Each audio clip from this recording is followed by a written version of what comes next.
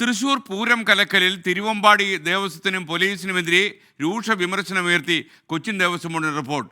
പൂരം അലങ്കോലമായതിന്റെ പ്രധാന കാരണം തിരുവമ്പാടി ദേവസ്വത്തിന്റെ സമ്മർദ്ദമെന്നാണ് റിപ്പോർട്ടിൽ പറയുന്നത്. സുരേഷ് ഗോപി ഉൾപ്പെടെയുള്ള BJP നേതാക്കൾക്കെതിരെയും റിപ്പോർട്ടിൽ വിമർശനം. ഹൈക്കോടതിയിലാണ് ദേവസ്വം ബോർഡ് റിപ്പോർട്ട് സമർപ്പിച്ചത്. ശ്രീകാന്ത് കൊച്ചിയിൽ നിന്നും ടെലിഫോണിൽ ചേരുന്നു. ശ്രീകാന്ത്, ഗുഡ് ഈവനിങ്, പറയൂ. Good evening. ഈ തിരുവമ്പാടി ദേവസ്വത്തിനും പോലീസിനുമെതിരെ രൂക്ഷ വിമർശനം ഉയർത്തിക്കൊണ്ടുള്ളതാണ് കൊച്ചിൻ ദേവസ്വം ബോർഡിന്റെ ഇപ്പോഴത്തെ ഈ റിപ്പോർട്ട് എന്ന് പറയുന്നത്.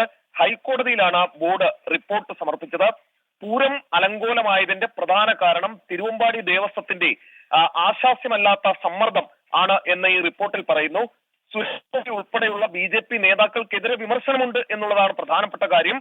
പൂരം നടത്തിപ്പുമായോ തിരുവമ്പാടി ദേവസ്വവുമായോ ബന്ധമില്ലാത്തവരെ ചർച്ചയിൽ കൊണ്ടുവന്നെന്നും ലോക്സഭാ തെരഞ്ഞെടുപ്പിൽ BJPയെ സഹായിക്കാൻ തിരുവമ്പാടി ദേവസ്വത്തിന്റെ ഭാഗത്തു നിന്നും നീക്കമുണ്ടായി എന്ന് സംശയമുണ്ടെന്നും പറയുന്നു. അതീവ ഗൗരവമായ പരാമർശമാണ്.